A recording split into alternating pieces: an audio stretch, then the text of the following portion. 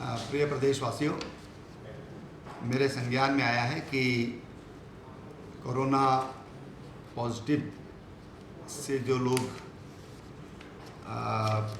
मृत्यु को प्राप्त हो रहे हैं, उनके अंतिम संस्कार में कई तरह की दिक्कतें आ रही हैं।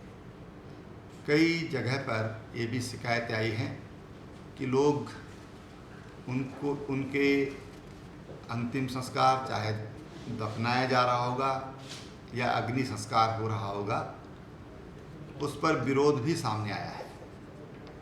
ये अत्यंत दुखद है, और दुखद इसलिए कि जितने भी कोविड पेशेंट हैं, उनके अंतिम संस्कार के लिए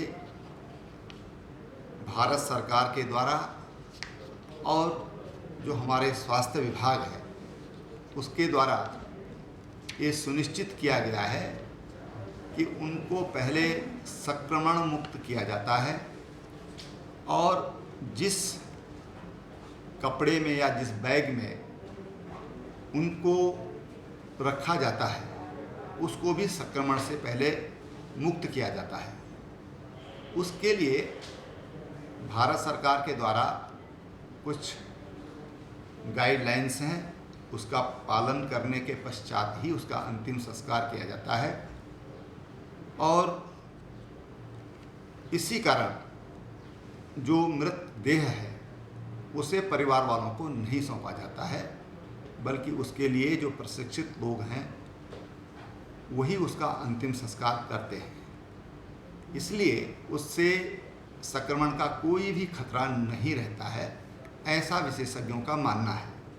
और इसलिए मैं आप सबसे प्रार्थना कर रहा हूं कि हम किसी तरह का संदेह न पालें। वो हमारे अपने थे, कल तक वो हमारे अपने थे, आज वो पराये कैसे हो सकते हैं। और हमारे शास्त्रों में, हमारे धर्म में 16 संस्कारों की व्यवस्था है, और उसमें अंतिम संस्कार होता है दाह संस्कार।